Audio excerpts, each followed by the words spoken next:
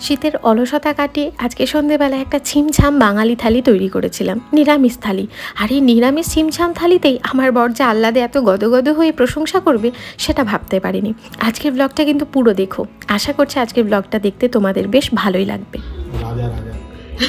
বাংলা থেকে দূরে থাকার যে কষ্টটা কালকে একটু হলেও কম হতে চলেছে। তো কৃষু একটুখানি বড় হওয়ার পর থেকেই যতই ঘর গুছিয়ে রাখি না কেন, মনের মধ্যে একটা খুঁতখুঁতানি থেকেই যাচ্ছে যে ঘরটা হয়তো পরিষ্কার নেই। আসলে কি হয় বলো তো, বাচ্চা যখন একটুখানি হাত পা চালানো শুরু করে, দৌড়াদৌড়ি লাফালাফি শুরু করে, দুষ্টুমি করতে শুরু করে, তখন ওরা যা পায় এই খাটের নিচে সোফার নিচে ফেলে রেখে দেয়। আর সব সময় যারা আমরা একা হাতে সব কিছু সামলাচ্ছি তাদের পক্ষে সব সময় ডিপ ক্লিন করা সম্ভব না। শুধু আমরা বলে না, যারা ধরো পুরোপুরি বাড়িতে থাকছে বা বাইরে কোথাও জব করছে তাদের জন্যও কিন্তু সব সময় ডিপ ক্লিন করা সম্ভব হয় না। ওই সপ্তাহে একদিন বা 15 দিনে একবারে ডিপ ক্লিন সবাই করে। তাই এই সোফার নিচটা ঝাড় দিতে গিয়ে আজকে এক গুচ্ছের সম্পত্তি পেয়েছি। আলু, পেঁয়াজ, রসুন, তারপর জুসার বলো, কৃষুর খেলনা, কত কিছু পাওয়া গেল। এমনি সময় আমি মেন গেটটা না খোলা রাখি না, এই ভয়ে যে কৃষু বাইরে চলে আসবে। আজকে আমি লুকিয়ে লুকিয়ে দেখছিলাম যে কৃষুর বাবা ছাদে যাচ্ছে, কারোর একটা ফোন এসছে সেটা কথা বলার জন্য, আর ও ঠিক গুটি গুটি পায়ে ওর বাবার পেছন পেছনে ছাদে গেছে। আবার একা একাই দেখো কি সুন্দর নেমে আসছে। আসলে কালকে আমি ব্লগ দিতে পারিনি, কালকে ছিল শরীরটা বড্ড খারাপ, আর এই কারণেই প্রচুর বাসনপত্র জমে গেছে।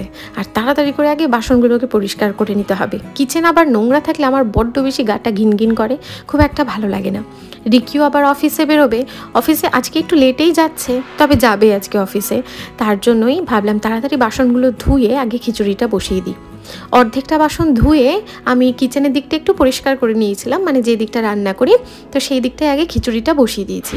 এদিকে আমার বাসনগুলোও ধোয়া হয়ে গেছে, আর ওই দিকে একটা প্লাস্টিক বিছিয়ে আমি সমস্ত বাসন সুন্দর করে উল্টো করে রেখে দিয়েছি। এতে কি হয় বলো তো, বাসনে যে এক্সেস জলটা থাকে ওটা ঝরে যায়, আর বাসনে জলের কোনো দাগ থাকে না। এই যে যতক্ষণে আমার পুরো বাসনগুলো পরিষ্কার হয়েছে ততক্ষণে আমাদের খিচুড়িটাও তৈরি হয়ে গেছে। শুধু একটু বুদ্ধি লাগিয়ে কাজ করতে হবে, তাহলেই দেখবে বাচ্চা নিয়ে সমস্ত কাজ করা কিন্তু ভীষণ সোজা হয়। হ্যাঁ, অবশ্যই ডিফিকাল্ট, কিন্তু ইম্পসিবল না। এই যে ধরো আমি বাসন ধুতে ধুতে যদি খিচুড়িটা না বসাতাম, তাহলে পরে আমাকে খিচুড়িটা বানাতে হতো, সেটা একটা এক্সট্রা টাইম লাগতো। তাই বাসন ধুতে ধুতেই খিচুড়িটা বসিয়ে দিয়েছি, ওইদিকে আমার বাসন ধোয়া কমপ্লিট হয়ে গেছে আর খিচুড়িটাও তৈরি হয়ে গেছে। আর এইভাবেই যেই কাজগুলো ধরো আরেকটা কাজের সাথে করা সম্ভব, মানে যেই কাজগুলোতে আমাদের হাত সবসময় না দিলেও চলে, সেই কাজগুলো আমি এরকমভাবেই সাইডে সাইডে করতে থাকি। আসলে আজকে ব্রেকফাস্ট সেরকম করা হয়নি, তাই ব্রেকফাস্ট আর লাঞ্চ একসাথেই করে নিচ্ছি। এদিকে কৃষুর বাবা অফিসে বেরিয়ে গেছে, আর আমি কৃষু সোনাকে স্নান করিয়ে ফ্রেশ করিয়ে দিয়েছি। আর স্নান করার পরের মুহূর্ত থেকে এই যে ওর শুরু হয়ে যায় ক্রিমগুলোকে নষ্ট করা, মানে ক্রিমের ঢাকনা খুলে, পাউডারের ঢাকনা খুলে শুধু যত ইচ্ছা পায়ের মধ্যে লাগাতে থাকে। আবার খুব সুন্দর করে যেভাবে আমি মালিশ করে দিই, মানে ক্রিম লাগিয়ে মালিশ করে দিই, ঠিক সেইভাবেই ও কিন্তু সুন্দর করে পায়ে হাতে ক্রিম লাগিয়ে নিতে পারে। আর পাউডারটা যে পায়ে লাগাতে কি ভীষণ পছন্দ করে সেটা বলার মতন না। টিপটা নিয়ে নিজে কতক্ষণ পরার চেষ্টা করলো, তারপর ওকে টিপ পরিয়ে খাইয়ে ঘুম পাড়িয়ে দিয়েছি। আর বলো না, জামা কাপড় একটা পরাচ্ছি, খাওয়াতে গিয়ে নোংরা করছে, আবার ছাড়াতে হচ্ছে, এই শুধু করতে থাকি। মোটামুটি অনেকটা সময় হয়ে গেছে, এই সন্ধে সন্ধে হতেই চললো। আমি ভাবলাম একা একা ভালো লাগছে না, কাজেও খুব একটা এনার্জি পাচ্ছি না, ওই যে শীতকালে একটু ঝিমঝিম ভাব লাগে, একটু অলসতা লাগে, তাই ভাবলাম আজকে একটু চা খেয়ে নিই, ওই লিকার চা। লিকার চায়ের এই কালারটা দেখলেই না সত্যি আমার ভীষণ তরতাজা লাগে। আর কৃষু তো এখনও ঘুমিয়ে রয়েছে। চা খাওয়ার পর তাই ভাবলাম রাতের কিছু কাজবাজ করে রাখতে থাকি, মানে ওই রাতে রান্নার প্রিপারেশনটা যদি একটু একটু এগিয়ে রাখি তাহলে আমারই সুবিধা হবে। এখানে আমি ওই 3 মুঠ মতন একটুখানি ছোলার ডাল ভিজিয়ে রাখছি, এটা দিয়ে একটুখানি বড়া বানাবো। অনেক দিন থেকেই তো খুব সুন্দর কিছু রান্না টান্না করা হচ্ছে না, ওই একঘেয়েমি রান্নাই চলছে। তাই ভাবলাম ফ্রিজটা খুলে আগে দেখিনি কী কী শাকসবজি বেঁচে রয়েছে। কালকে আবার সানডে, তো কালকে নতুন শাকসবজি আনতে হবে, তাই পুরনো শাকসবজি যেটুকু বেঁচেছে সবগুলোকে ইউটিলাইজ করতে হবে। ফ্রিজ খুলেই দেখলাম লাউ রয়েছে, একটুখানি কাঁচা কলা রয়েছে, আর তার সাথে সাথে রয়েছে কিছু শিম। তাই ভাবলাম এই সমস্ত সবজিগুলোকে ইউটিলাইজ করতে হবে। যদিও কাঁচা কলাটা আজকে আর বানাচ্ছি না, একদিনে তো আবার এত খাওয়ার মতন অবস্থা আমাদের থাকে না, 2 জন মানুষ আর কত খাবার খাবো। তাই ভাবলাম আজকে এই লাউটা আর শিমগুলোর গতি করে নিই, কালকে কাঁচা কলাটাকে দেখে নেব। লাউগুলোকে ভালো করে ছুলে একটু জলে ভিজিয়ে রাখছি। লাউ কাটার সাথে সাথেই আবার জলে না ভিজিয়ে রাখলে ভীষণ কালো হয়ে যায়, তাই আর কি জলে ভিজিয়ে রাখলাম। তারপর লাউগুলোকে গোল গোল করে কেটে ভালো করে কুচিয়ে নিলাম।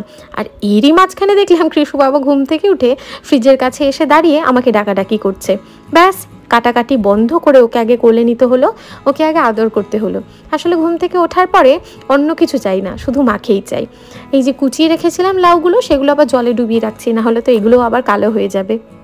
আর ঘুমটা মনে হয় পুরো হয়নি, তাই এখনও শরীরটার ম্যাচ ম্যাচ করছিল। ঠিক দেখছিলাম ঘুম থেকে ওঠার পরও শুয়ে শুয়ে পড়ছে, তাই আর কি ভালো করে একটু আদর করে দিচ্ছি।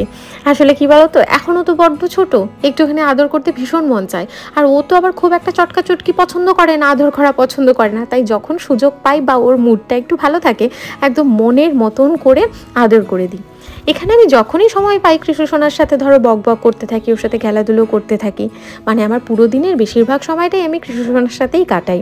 যতটা পারি গল্প করি, ওর সাথে খেলা করি, যাতে ও একদম একা একা ফিল না করে। আর তাছাড়াও ডাক্তার বলেছে ওর সাথে যত বেশি কথা বলবো তত তাড়াতাড়ি কথা শিখবে। ওই যে ওখানে ব্যালকানির ধারে দাঁড়িয়ে নিচে বাচ্চাদের খেলা দেখছে। আর আমি ভাবলাম ও তো ঘুম থেকে উঠেই পড়েছে, তাই বিছানাটাকে একটু হাতে হাতে পরিষ্কার করে দিই। এতে কী হবে বলো তো, কাজগুলো জমা থাকবে না, কারণ একসাথে অনেকগুলো কাজ করতে অনেকটা সময় লাগে। তাই যেই কাজটা হাতে হাতে করা সম্ভব, সেই কাজটা যদি হাতে হাতে আমরা করে রাখি, তাহলে কিন্তু আমাদেরই সুবিধা হবে। আর একটা কেউ ঘরে আসলে ঘরটা বেশ প্রেজেন্টেবলও থাকে। ঘুম থেকে ওঠার পরই আমি ওকে একটু জল দিই, সেটা সকালবেলা হোক কিংবা বিকেলবেলা। আর আমি তো মোটামুটি অনেকগুলো আগের ব্লগেও বলেছি যে একটু সুবাপু ফিডিং বটল বলো, সিপার বটল বলো, বা এরকম কাপ টাইপের বটল বা গ্লাসে যে কোনো কিছুতেই জল খেতে অভ্যস্ত, ওর কোনো কিছুতেই জল খেতে অসুবিধা হয় না। আজকাল আবার এই ইয়েলো কালারের বটলটাই জল খেতে ভীষণ পছন্দ করছে। ও জল খাচ্ছিল, আর তার সাথে সাথে আমি একটু ওর সাথে গল্প করছিলাম। আর ও বারবার এই বাইরে পায়রাগুলোর দিকে তাকাচ্ছিল। পায়রার উৎপাত এখানে সাংঘাতিক বেশি। আর পায়রাদের উৎপাতে জানো তো, ব্যালকানিগুলো পরিষ্কার রাখা ভীষণ মুশকিল হয়। আবার এই দেখো হুর যা যা করছে, বিছানার মধ্যে চাপড়াচাপড়ি করছে যাতে পায়রাগুলো পালিয়ে যায়। কিন্তু ওর এই বিছানা চাপড়ানো থেকে আর পায়রাগুলো ভয় পায়? পায়রাগুলো উঠছিল না, তাই দেখে বারবার হাসছিল। এখন কৃষ্ণসোনাকে খাইয়ে একটুখানি ফ্রেশ করিয়ে সোয়েটার প্যান্ট পরিয়ে ভালো করে একটা ব্যাগ হাতে ধরিয়ে দিয়েছি। আর চলে এসেছি আমরা লিফটে, যাচ্ছি একটু ওই নিচে কৃষ্ণর জন্য একটুখানি দুধ আনবো, আর তার সাথে সাথে ডিম আনবো। আসলে কি হয় বলো তো, আমরা না ডিমটা খুব একটা রিলায়েন্স থেকে আনি না, ডিমটা আমাদের সোসাইটির নিচে একটা দোকান আছে, ওখান থেকেই নিয়ে আসি। তো চলে এসেছি বাড়িতে, আর বাড়িতে এসে রান্নার প্রিপারেশন শুরু করে দিয়েছি। কৃষ্ণ ওইদিকে খেলছে হলে, মাঝে মাঝে আমার কাছে আসছে, আবার মাঝে মাঝে ওখানে গিয়ে খেলছে। প্রথমেই আমি ছোলার ডালটাকে একটুখানি সামান্য পরিমাণে নুন দিয়ে একটু জল দিয়ে ব্লেন্ড করে নিয়েছি, ছোলার ডালের যেহেতু বড়া বানাবো তার জন্য। আর এই ডাল বাটার মধ্যে এবার আমি দিয়ে দেবো সামান্য পরিমাণে কালো জিরে। এবার এই কালো জিরেগুলো কলকাতা থেকে নিয়ে এসেছিলাম। তার মধ্যে দিয়ে দিচ্ছি একটু কুচানো ধনেপাতা আর কুচানো কাঁচা লঙ্কা। কাঁচা লঙ্কাটা দিলে কিন্তু যে কোনো বড়াতে টেস্টটা খুব বাড়ে, তার জন্য আমি বড়া বানানোর সময় কাঁচা লঙ্কাটা ইউজ বেশি করি। তারপর আর কি ভালো করে চামচ দিয়ে গোল গোল করে এটাকে একটু ফেটিয়ে নিতে হবে। ফেটিয়ে নিলে কি হয় বলো তো, বড়াগুলো একটু বেশ ভেতর দিক থেকে ফ্লাফি ফ্লাফি হয় আর খেতে ভীষণ ভালো হয়। এবার আরেকটা গ্যাসে আমি একটা ছোট্ট কড়াই বসিয়ে দিচ্ছি। এই কড়াইটার মধ্যে বড়াগুলোকে আগে ভেজে নেব। বড়াগুলো দুটো স্টেপে ভাজবো, মানে কয়েকটা প্রথমে ভেজে নেব আর কয়েকটা খাওয়ার আগে ভাজবো। এই বড়াগুলো যে ভাজছি, এগুলো দিয়ে লাউয়ের একটা সুন্দর রেসিপি করব। সেই রেসিপিটা পুরোটা শেয়ার করব। একদিন তোমরা ট্রাই করো এইভাবে লাউ বানানো, আশা করছি তোমাদেরও ভীষণ ভালো লাগবে। বড়াগুলো মোটামুটি হয়েই গেছে, এবার বড়াগুলোকে তুলে রেখে দিতে হবে। আর মাথার মধ্যে তো চিন্তা রয়েছে যে এই বুঝি কৃষ্ণসোনা কোলে চেপে বসলো। আসলে মাঝে মধ্যেই ওর একটুখানি এই বায়না হয়, খেলছে খেলছে ঘুরছে ঘুরছে মাঝে মাঝে আমার কোলে চেপে বসে, একটুখানি দেখে আমি কি রান্না করছি, তারপর আবার যখন মন ভরে যায় আমার সাথে থাকতে থাকতে, তারপর আবার নিজে নিজে খেলাধুলো করে। বড়াগুলো তো হয়েই গেল। এবার আমি একটুখানি টমেটো এরকম গোল গোল করে কেটে নিচ্ছি, আর কিছুটা রসুন ছুলে রেখেছি, আর কয়েকটা কাঁচা লঙ্কা চিড়ে নেব। আসলে এবার ডাল বানানোর প্রস্তুতি করছি। ওই যে বললাম আজকে একটা ছিমছাম বাঙালি রেসিপি, মানে বাঙালি থালি তৈরি করছি, যেটা নিরামিষ। কি জানি রিকির কীরকম লাগবে। আসলে রিকি খুব একটা নিরামিষ খাবার খায় না, মানে পেঁয়াজ রসুন ছাড়া খুব একটা খাবার খেতে চায় না। জানি না আজকের খাবারগুলো কীরকম লাগবে। এই বড়াগুলো হতে হতেই দেখো এদিকে আমার কাটাকাটিগুলো করা হয়ে গেছে। তো এইভাবেই আমি মোটামুটি একটু একটু ছোট ছোট বুদ্ধি লাগিয়ে কাজ করতে থাকি। এদিকে দেখো আমার ডালের প্রিপারেশন তৈরি, মানে মোটামুটি ডাল ধোয়া হয়ে গেছে, ডালে যা যা লাগবে সেগুলো তৈরি। তো বড়াগুলোও হয়ে গেছে। এরপর আমি প্রেশার কুকারে একটুখানি তেল গরম হতে দিয়ে দিয়েছি। আর তেলটা যতক্ষণে গরম হচ্ছে ততক্ষণে ভাবলাম চালটা তো ভেজানোই আছে, ভাতটাকে বসিয়ে দিই। কারণ ভাত হতে তো বেশি সময়ও লাগে না, তার সাথে সাথে ভাতে কোনো রকম টেনশান থাকে না, ভাত নিজের মতন হতেই থাকে। আর একটা গ্যাস তো খালিই রয়েছে, তাই ভাবলাম ভাতটাকে বসিয়ে দিতে সময়টা অনেকটা বেঁচে যাবে। তো তেলটাও গরম হয়ে গেছে, এর মধ্যে একটুখানি 5 ফোড়ন, ওই থেতো করে রাখা রসুন আর 2টো কাঁচা লঙ্কা যেটা আমি চিড়ে রেখেছিলাম সেটা ফোড়নে দিয়ে দিলাম। দেখবি রসুন থেকে সুন্দর যখন একটা গন্ধ বেরোনো শুরু করবে, 5 ফোড়নের সুন্দর একটা গন্ধ বেরোবে, তারপরই এটার মধ্যে ডাল, নুন, হলুদ এগুলো দিয়ে দিতে হবে। আজকে এখানে আমি মুসুরির ডাল 5 চামচ আর সাম্বারের ডাল মানে তুর ডাল 5 চামচ নিয়েছি, ধুয়ে রেখেছি। আর টমেটোগুলোকে এমনি আমি একটুখানি গোল গোল করে কেটে দিয়েছি। তাছাড়াও এই 5 ফোড়ন দিয়ে রসুন সম্বারে দিয়ে যখন আমি সাম্বার আর মুসুরির ডাল মিশিয়ে ডাল রান্না করি, তখন গোল গোল করে বা একটু বড় বড় করেই কেটে টমেটোগুলো দিয়ে থাকি, এতে না টেস্টটা খানিকটা বেড়ে যায়। তো টমেটোগুলো দিয়ে দিয়েছি, পরিমাণ মতো নুন আর হলুদ দিয়ে একটুখানি কষিয়ে নিয়েছি যাতে হলুদের কাঁচা গন্ধটা চলে যায়। ওই যে বললাম কৃষ্ণসোনা মাঝে মধ্যে আমার কোলে চেপে বসে, এই যে আবার ওর আমার কোলে ওঠার একটুখানি ইচ্ছে হয়েছে, ওকে কোলে নিয়ে আমি জলটাকে ভরে নিচ্ছি যাতে ডালে আমি দিয়ে দিতে পারি। তো মাঝে মধ্যে এরকম কোলে উঠে বসে, আবার মাঝে মধ্যে নিজে নিজে একা একা খেলাধুলো করে। আর বলো না, গ্যাসটা মনে হয় শেষ হবে, আর যে কী পরিমাণে কালি পড়ছে গ্যাসটা থেকে সেটা বলার মতন না। তো মোটামুটি দেখো ডালও হয়ে গেল, এটাকে আমি এখন ঢাকনাটা লাগিয়ে দিয়েছি। আর এদিকে কৃষ্ণবাবু আমার কোলে কিছুক্ষণ নাচানাচি করছে। ওরা মানে রান্না করতে দেখলে, রান্নার কোনো কাজ করতে দেখলে ভীষণ খুশি হয়, আসলে রান্না করাটা হয়তো ভীষণ পছন্দ করে।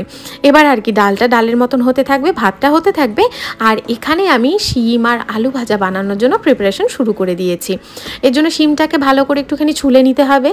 ওই যে সেই দিন মানে সংক্রান্তের আগে শিমগুলো এনেছিলাম না, তোমাদের দেখিয়েছিলাম একটা ব্লগে, তো সেই শিমগুলো অনেকটা বেঁচে গেছে, তাই ভাবলাম আজকে শিম আর আলুগুলো ভাজা করে নিই। পুরো ফ্রিজটাকেই খালি করতে হবে, কোনো সবজি একেবারে নষ্ট হতে দেওয়া যাবে না। শিমগুলো কাটতে না কাটতেই চলে এসেছে কৃষুর বাবা। আর কৃষু ওর বাবার আসার সময় যেই না দরজায় নাড়া পড়ে, ব্যাস ও একেবারে লাফালাফি ঝাপাঝাপি শুরু করে দেয়। আসলে সারাদিন তো আমার সাথেই থাকে, অন্য কাউকে দেখতে পায় না, তাই ওর বাবাকে যখন ও সন্ধেবেলায় দেখতে পায় আনন্দে একেবারে দিশেহারা হয়ে যায়, কি করবে বুঝতে পারে না। আর বাবাও তাই, ছেলেকে পেয়ে একেবারে আনন্দে দেখো কি করবে ও বুঝতে পারছে না, ছেলের সাথে একেবারে বাচ্চা হয়ে যায়। আজকাল কৃষু সোনা ওর বাবা আসলেই সুন্দরভাবে জলটাকে আগিয়ে দিতে পারে। ওই যে আমি জলের গ্লাসটা ভরে দিলাম, ও খানিকটা জল খেয়ে তারপর ওর বাবাকে দিল। এইদিকে আমি ততক্ষণে শিম আর আলুগুলোকে সুন্দর করে পাতলা পাতলা করে কেটে নিয়েছি। শিম আর আলু ভাজা তো ভীষণ সিম্পল, আমরা সবাই মোটামুটি জানি। সর্ষের তেল গরম করে তার মধ্যে কালো জিরে আর একটুখানি পেঁয়াজ দিয়ে দিতে হবে, তারপর একটুখানি কাঁচা লঙ্কা আর দিয়ে দিতে হবে শিম আর আলু। এই শিম আর আলুর মধ্যে জানো তো কয়েকটা যদি বাঁধাকপির পাতা একটুখানি বড় বড় করে কেটে দেওয়া হয়, সেটাও খেতে কিন্তু বেশ ভালো লাগে। বা বাঁধাকপি না দিতে চাইলে একটুখানি গাজরও কিন্তু দেওয়া যায়, সেটাও খেতে বেশ ভালো লাগে। তারপর আর কি স্বাদ অনুসারে নুন আর পরিমাণ মতন হলুদ দিয়ে নাড়াচাড়া করে ঢেকে দিতে হবে, আর গ্যাসের আঁচটাকে একটুখানি কমিয়ে দিতে হবে। এদিকে আমি জিরেটাকে ভেজে একটুখানি গুঁড়ো করে নিচ্ছি, আমার কাছে জিরে গুঁড়ো নেই, আর লাউ বানানোতে জিরে গুঁড়ো দেখবে ভীষণ ভাল লাগে, তাই একটুখানি জিরেটাকে ড্রাই রোস্ট করে ভালো করে, যেটা দিয়ে আমি রুটি বানাই মানে রুটি বেলন দিয়ে ভালো করে গুঁড়ো করে নিচ্ছি। তো তোমাদের যাদের কাছে অনেক সময় জিরে গুঁড়ো থাকে না, এইভাবে কিন্তু রুটির বেলুন দিয়ে তোমরা জিরে গুঁড়ো করে নিতে পারো। আর যে এই বাটিটার মধ্যে তুলে রাখছি, এই বাটিটার মধ্যে আমি অল্প একটু পরিমাণে আদা ঘষে নিয়েছি। এখানে কিছু মুগ ডাল সামান্য পরিমাণে ভেজে সেটাকে একটুখানি বয়েল করে রেখেছি, মানে পুরো সেদ্ধ না, দেখো একটু শক্ত শক্ত রয়েছে আর খানিকটা সেদ্ধ হয়েছে। তো এই অবস্থায় আমি মুগ ডালটাকে জল ঝরিয়ে রেখে দিয়েছি। তেল গরম করে তার মধ্যে জিরে, একটুখানি গোটা গরম মশলা মানে একটুখানি লবঙ্গ, দারচিনি, একটা এলাচ, তার মধ্যে তেজপাতা দিয়ে এখানে একটা মিশ্রণ আমি ঢেলে দিলাম। এই মিশ্রণে রয়েছে হলুদ, জিরে গুঁড়ো আর আদা বাটা। এবার এটাকে 30 থেকে 45 সেকেন্ড মতন একটু নাড়াচাড়া করে কষিয়ে নিতে হবে। বেশিক্ষণ কষালে কিন্তু আবার আদাটা পুড়ে যাওয়ার ভয় থাকবে, তেতো তেতো টেস্ট হয়ে যাবে, তাই বেশিক্ষণ কষানো যাবে না। আর একদম শুকনো কড়াইতে মানে তেলের মধ্যে যদি আমি ডাইরেক্ট হলুদটা দিতাম, হলুদটা জ্বলে যাওয়ার ভয় থাকতো, তাই একটুখানি জল মিশিয়ে দিয়েছি। এবার আর কি যে মুগ ডালটাকে সেদ্ধ করে রেখেছিলাম, সেই মুগ ডালটাকে দিয়ে সামান্য পরিমাণে একটু নাড়াচাড়া করে নিতে হবে। আসলে আমাদের এখানের মুগ ডাল খুব তাড়াতাড়ি সেদ্ধ হয় না, লাউয়ের সাথে সেদ্ধ হতে অনেকটা সময় লাগবে, তার জন্যই আমি একটু পারবয়েল করে রেখেছি। এবার আমি স্বাদ অনুসারে নুন দিয়ে কুচিয়ে রাখা লাউগুলোকে দিয়ে দিচ্ছি। তোমরা যদি কলকাতা সোনা মুগ ডাল ব্যবহার করো তাহলে ওই যে তেলের ওপরে যে মিশ্রণটা দিলাম হলুদ, আদা আর জিরে বাটা, তারপর পরই সোনা মুগ ডালটা দিয়ে দেবে। সোনা মুগ ডালটা আগে থেকে একটুখানি ভেজে নেবে, একটু হালকা ব্রাউন করে। তারপর আর কি, তারপর এরকম লাউ দিয়ে যেরকম প্রসেসটা দেখালাম, লাউ দিয়ে ভালো করে মশলার সাথে মিশিয়ে একটুখানি ঢাকা চাপা দিয়ে দিতে হবে। আর লাউ, চাল কুমড়ো এগুলো নিজের জলেই খুব সুন্দর পরিমাণে সেদ্ধ হয়ে যায়, ওই শুধু দেখবে ঢেকে দিলেই হয়ে যায়। অনেকটা যখন হয়ে এসেছে ওই 80% মতন, সেই সময় আমি 2টো কাঁচা লঙ্কা চিড়ে এটার মধ্যে দিয়ে দিয়েছি, আর দিয়ে দিয়েছি বেশ অনেকটা চিনি। লাউ এটা কিন্তু একটুখানি মিষ্টি রেসিপি হয়, মানে মিষ্টি মিষ্টি খেতে ভালো লাগে, তার জন্য চিনিটা একটু বুঝে শুনে দিতে হবে। তারপর নামানোর আগে দিয়ে দিতে হবে ধনেপাতা, আর দিয়ে দিতে হবে একটুখানি ঘি, এতে কিন্তু গন্ধটা ভীষণ সুন্দর আসবে। আর এই সময় তোমরা চাইলে বড়ি দিতে পারো, আমার কাছে বড়ি ছিল না, তার জন্য যেই ডালের বড়াগুলো আমি বানিয়েছিলাম সেগুলো একটুখানি ছিঁড়ে ছিঁড়ে এটার মধ্যে দিয়ে দিচ্ছি। শুধু লাউ দেখবে খেতে খুব একটা ভালো লাগে না, মুখের মধ্যে কিছু একটু পড়লে বেশ খেতে ভালো লাগে, তার জন্যই আমি বড়াগুলো বানিয়ে নিয়েছিলাম। এই যে নামানোর আগে একটুখানি ঘি দিয়ে দিচ্ছি, এবার ঘিটা দিয়ে সুন্দর করে নাড়িয়ে চাড়িয়ে গ্যাসটা বন্ধ করে খানিকক্ষণ ঢাকা দিয়ে রেখে দেবো। খেতে কিন্তু দারুণ হয়েছে। আর এটাকে কি বলে অবশ্যই তোমরা কমেন্ট করে জানিও। আমি যদিও এটাকে লাউয়ের ঘন্ট বলেই চিনি, তোমরা কে কী নামে চেনো অবশ্যই আমাকে জানাতে ভুলো না। এবার থালাটাকে সুন্দর করে সাজিয়ে পরিবেশন করতে হবে। দেখবে পরিবেশন করার ধরনের ওপর কিন্তু খাওয়ার ইচ্ছেটা অনেক সময় বেড়ে যায়। পরিবেশনটা সুন্দরভাবে করলে খেতে অনেকটা ভালো লাগে। যা যা রান্না করেছি সুন্দর করে সাজিয়ে নিয়েছি, তার সাথে দিয়েছি একটা ডিমের অমলেট আর একটুখানি লেবু। তোমাদের আমাদের এই ছোট্ট অ্যারেঞ্জমেন্ট কেমন লেগেছে অবশ্যই কমেন্ট করে জানিও। এবার শুধু অপেক্ষা রিকিকে খেতে দেওয়ার। আসলে এরকম খাবার খুব একটা তো খায় না, আজকে দেখি খেয়ে কীরকম রিয়াকশান দেয়, আর কীরকম রিয়াকশান দেয় সেটা আমি তোমাদের সাথে শেয়ার করব। আশা করছি আজকের ব্লগটা তোমাদের দেখতে বেশ ভালোই লেগেছে। কেমন লাগছে ব্যাপার স্যাপার? রাজা রাজা রাজার ছেলে কি অবস্থা দেখো, লেবু চটকে। কি বলছো? এত কিছু বানালো আজকে হঠাৎ? ই মা, মনে হচ্ছে তোমাকে আমি রান্না বান্না করে খাওয়াই না। না মানে হঠাৎ, সেটা হঠাৎ কি? কি রোজই তো রান্না করি। এতগুলো তো হয় না। এতগুলো হয় না, চার এতগুলো হয় না। আজকে ভাবলাম তোমাকে একটুখানি স্পেশাল ফিল করাই, তুমি এত খাটাখাটনি করো সারাদিন আমাদের জন্য। আসলে এটা একটা ঘুষ, কি বলো তো? চোখে পড়েছে তাহলে? না না, কালকে ভোরবেলা 5টার সময় একটা জায়গায় যেতে হবে, তাই যাবা? কোথায়? এত প্রশ্ন কি, যাবা কোথায়? ওই যে, আরে এতদিন যে কষ্টটা আমাদের গুজরাটে ছিল কালকে আর থাকবে না। আমার এতদিন, মানে আমি এসেছি গুজরাটে প্রায় কি 6 বছর হয়েই গেছে। তো ফাইনালি মানে বাংলা থেকে দূরে থাকার যেই কষ্টটা কালকে একটু হলেও কম হতে চলেছে। তো কালকের ব্লগটা কিন্তু অবশ্যই সবাই দেখবে। আর আজকে আমার এই অ্যারেঞ্জমেন্ট কেমন লেগেছে অবশ্যই কমেন্ট করে জানাবে। কি হলো? না না, লেবু আমার লাগবে ভাই, লেবু আমি দিতে রাজি না ভাই, অন্য কিছু না। কিছু ও চটকে, এটার আর কিছু নেই।